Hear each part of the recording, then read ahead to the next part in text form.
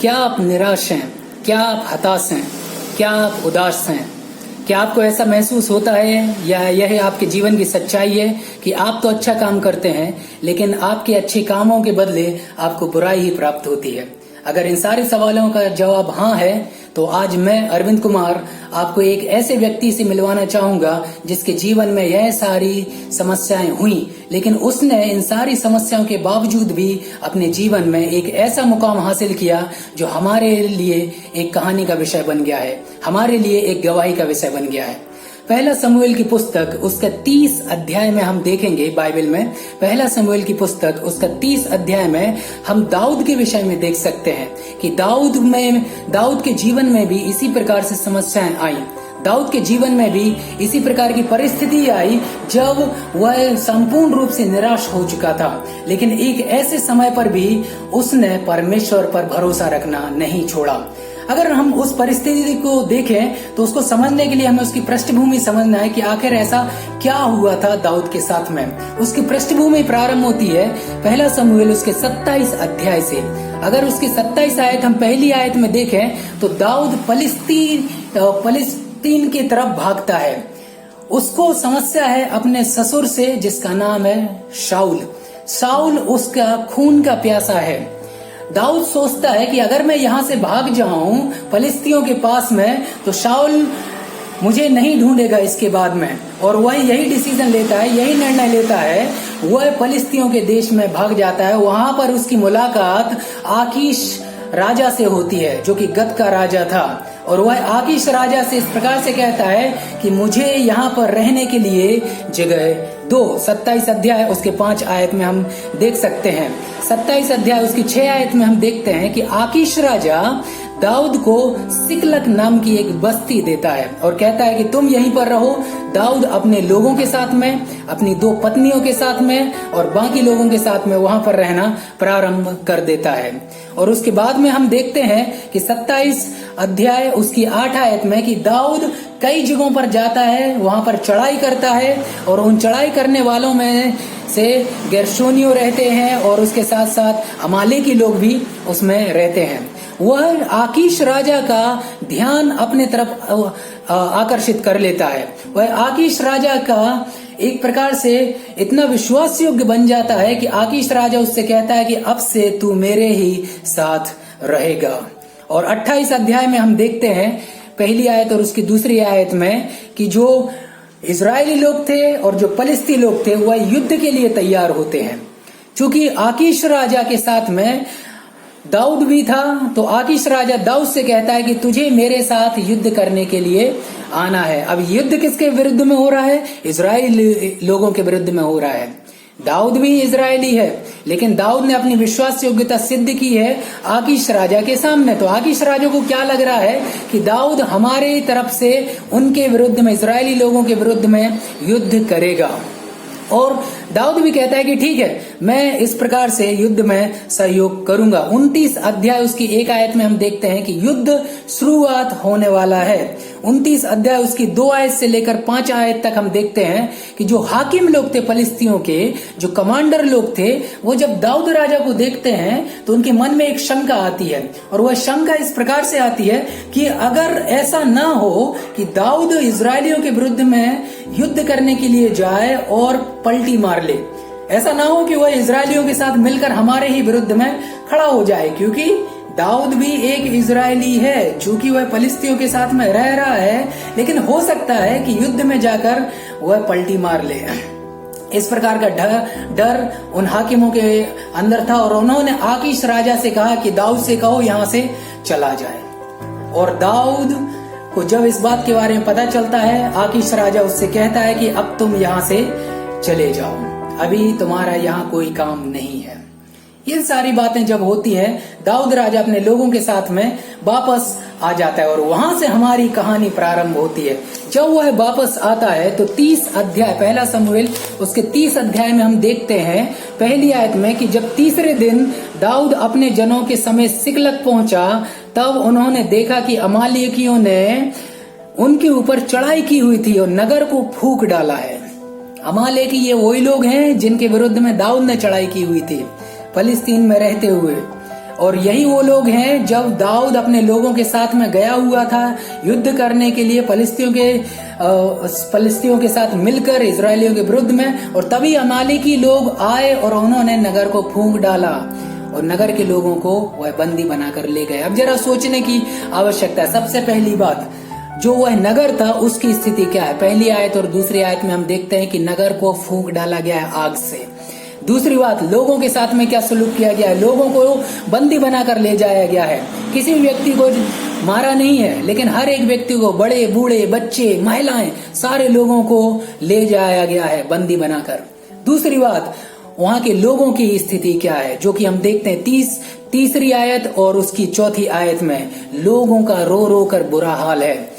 Bible इस प्रकार से बताती है कि वह इतना रोए जब तक कि उनकी क्षमता थी, चिल्ला चिल्ला कर, जब तक कि उनकी रोने की शक्ति खत्म ना हो गई, तब तक वह लोग रोते रहे। स्थिति बड़ी ही भयानक है, बड़ी ही खराब है। तीसरी बात हम देखते हैं, दाऊद की स्थिति क्या है? दाऊद की दो पत्नियों को भी ले जाया गया है उस बंधुआई में। दाऊद की स्थिति भी बहुत खराब है। लेकिन इसके साथ साथ एक और बुरी खबर जो दाऊद के लिए है, जो लोग दाऊद के ऊपर पत्थरवाह करने की बात कर रहे हैं। कह रहे हैं कि इसको पत्थर मार मार कर इसको मार डाला जाए, क्योंकि इसकी वजह से ही ना हम युद्ध करने जाते, ना अमाले की लोग आते, और ना वह हमारी बीवी बच्चों को, हमारे लोगों को, हमारे धन संपदा को यहाँ से लेकर जाते। दाऊद ही है इसके पीछे कारण। दाऊद की स्थिति भी बड़ी ही खराब है मेरे प्रियो। लेकिन इन सारी चीजों में दाऊद ने क्या किया? हम कुछ चीजों को हम देखेंगे जो दाऊद ने की, और हमारे जीवन में जब निराशा आती है, हमारे जीवन में जब हताशा आती है, तो हम भी उन चीजों को कर सकते हैं। 30 अध्याय 1 शमूएल उसकी 6 आयत में इस प्रकार से लिखा हुआ है, और दाऊद बड़े संकट में पड़ा क्योंकि उस लोग अपने बेटे बेटियों के कारण बहुत शोकित होकर उस पर पत्थरवाह करने की चर्चा कर रहे थे। ये वही लोग हैं मेरे प्रियो जो दाऊद के साथ में खड़े रहे थे। दाऊद के साथ में दाऊद को अपना अगुआ मान लिया था, और उसके अनुयायी यह लोग बन गए थे। अब यही वो लोग हैं जो दाऊद के विरुद्ध में हो गए हैं। वो क्या कह रहे हैं कि दाऊद को पत्थरवाह करके मार दिया जाए। दाऊद की वजह से यह सब कुछ हुआ है। लेकिन दाऊद ने क्या किया? परंतु दाऊद ने अपने परमेश्वर यहोवा का स्मरण करके हियाब बांधा। दाऊद ने अपने आप को उत्साहित किया, परमेश्वर का स्मरण करके उसको याद था कि यह वही परमेश्वर है जिसने उसको अभी तक संभाल के रखा हुआ है। यह वही परमेश्वर है जिसने उसे शाऊल के हाथों से बचा कर रखा हुआ है। यह वही परमेश्वर है जिसने उसे कई युद्धों में विजय प्राप्त करवाई है, और यही परमेश्वर है जो आज भी उसके साथ में है। और दाऊद ने जब परमेश्वर का स्मरण किया तो दाऊद ने अपने आप को हियाब बांधा। मेरे प्रियो, सबसे पहली बात, कई बार ऐसा हो सकता है जब आपके जीवन में निराशा आती है, जब आपके जीवन में हताशा आती है, लोगों की तरफ से आपको कोई भी सकारात्मक पक्ष नजर नहीं आता है। कई बार हो सकता है कि आपके स्वयं के लोग जो आज आपके साथ में हैं, वह आपके विरुद्ध में खड़े हो जाएं। जिस प्रकार दाऊद के लोग दाऊद के विरुद्ध में खड़े हो गए।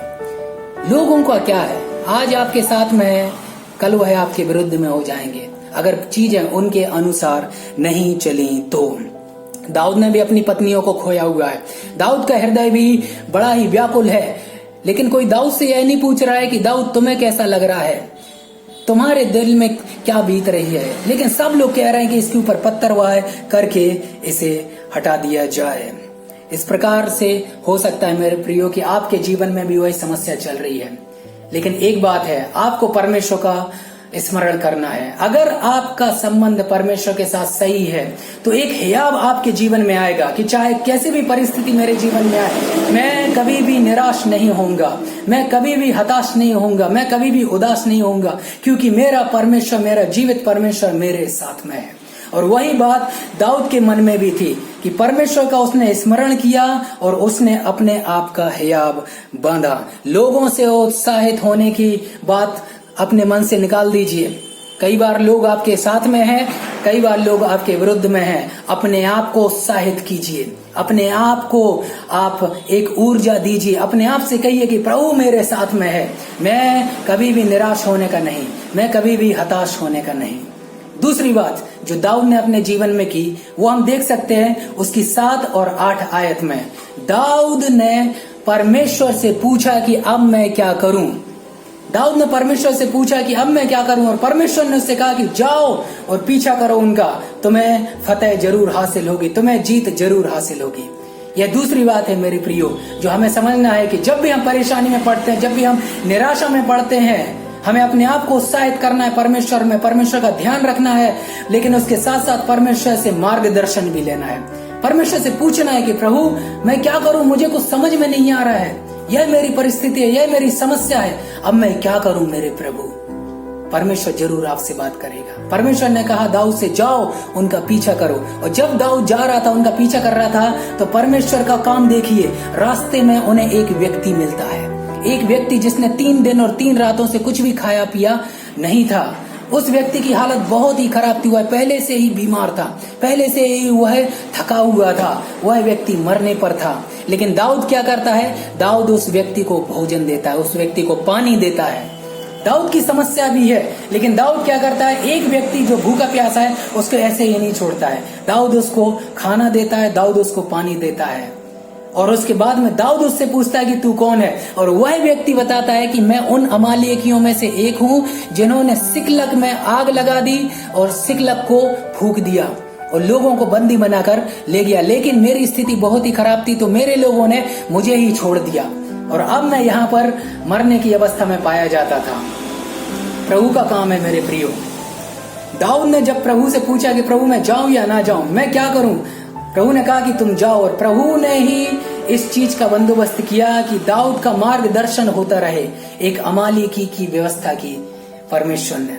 वह व्यक्ति बीमार पड़ा, वह व्यक्ति थका हुआ था, और वह व्यक्ति इसलिए था क्योंकि वह दाऊद का मार्गदर्शन कर सके। यह हमारे प्रभु का कार्य है मेरे प्रियो। जब आप हताश होते हैं, जब आप निराश होते हैं, उदास होते हैं, इस बात को कभी मत भूलिए कि परमेश्वर से मार्गदर्शन प्राप्त करें। जब आप परमेश्वर से मार्गदर्शन प्राप्त करते हैं तो परमेश्वर आपका मार्गदर्शन करता है, आपको उस निराशा की अवस्था में से वह निकाल कर ले आता है। यीशु मसीह इस प्रकार से कहता है कि संसार में तुम्हें बहुत ही दुख होगी, तकलीफ होगी, कुछ ऐसी चीजें होंगी तुम्हारे जीवन में जो कि सही नहीं है, लेकिन घबराना मत, मैंने संसार को जीत लिया है। हम एक ऐसे परमेश्वर की आराधना करते हैं मेरे प्रिय भाई और बहनों, जो इस संसार का सृष्टि करता है, जो हर एक परिस्थिति को अपने वश में रखता है। उसको पता है हमारे जीवन की समस्या क्या है, उसको पता है कि हम किस परिस्थिति से होकर जा रहे हैं। अपनी समस्या को लेकर प्रभु के पास में जाइए, उसके पास में आपकी समस्या का समाधान है मेरे प्रियो। जब वह मार्गदर्शन करेगा, परिस्थिति आपके अनुकूल बनती जाएगी। जिस प्रकार परिस्थिति दाऊद के अनुकूल बनती गई, उसी प्रकार से परिस्थिति आपके भी अनुकूल बनती जाएगी। परमेश्वर से मार्गदर्शन प्राप्त कीजिए। इस प्रकार नीति वचन इस प्रकार से कहता है, अपनी समझ का सहारा मत लेना, लेकिन संपूर्ण मन से यहोवा का भय मानना, उसकी बुद्धि के अनुसार चलना। तीसरी बात जो हम देखते हैं, जब हम निराश होते हैं तो हम क्या कर सकते हैं। दाऊद ने क्या किया, तीसरी बात उसकी 10 आयत में लिखा हुआ है कि दाऊद ने हिम्मत नहीं हारी। क्या किया उसने, 10 आयत में इस प्रकार से लिखा है, दाऊद तो 400 पुरुषों समेत पीछा किए चला गया, परंतु 200 जो ऐसे थक गए थे कि बासेर नाले के पार ना जा सके वहीं रहे। अब दाऊद अकेला है, 600 लोगों के साथ में निकला था, लेकिन 200 लोग थक गए हैं, वो लोग रुक गए हैं। 400 लोग और दाऊद, ये सब लोग जा रहे हैं उन लोगों के विरुद्ध में। वो लोग जिन्होंने इनके नगर को आग लगा दी, इनकी पत्नी, इनके बच्चे, इनके लोगों को लेकर चले गए, इनकी धन संपदा को लूट कर चले गए। दाऊद ने हार नहीं मानी वहां पर मेरे प्रियो।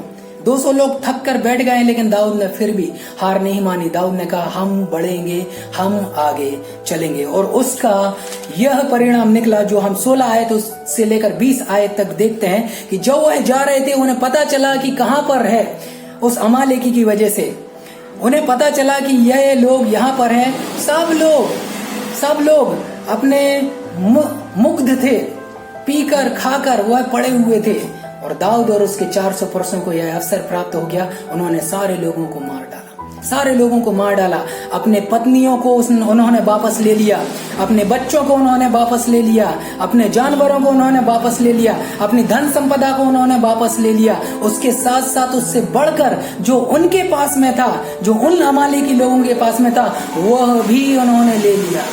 बाइबल इस प्रकार से बताती है, कुछ भी गुम नहीं था, कुछ भी मिसिंग नहीं था। सब कुछ, जो कुछ भी उनका चला गया था, उन्होंने वापस ले लिया। यह इसीलिए संभव हो पाया मेरे प्रिय भाई और बहनों कि दाऊद ने परमेश्वर यहोवा में हियाव बांधा। दाऊद ने अपनी हिम्मत नहीं हारी। हमें क्या करना है? जो हमारे जीवन में ऐसी परिस्थिति आती है, जब आप निराश होते हैं, हिम्मत कभी भी मत हारिए। अगर आप हिम्मत हार गए तो आप कभी भी उस परिस्थिति के पार नहीं जा सकते हैं, और कभी भी आप उस रोशनी को नहीं देख सकते हैं जो आपकी निराशाजनक अंधकार के बाद में आती है। अपने जीवन में कभी भी हार मत मानिए। 3 चीजें जो हम दाऊद के जीवन से देखते हैं। अपने आप को उत्साहित कीजिए प्रभु का स्मरण करते हुए। दूसरी बात हम जो देखते हैं, परमेश्वर से पूछिए, अपनी स्थिति प्रभु के सामने रख दीजिए। प्रभु, यह मेरी समस्या है, मुझे नहीं आ रहा है समझ में, मैं क्या करूं? प्रभु, आप मेरी सहायता और मदद कीजिए।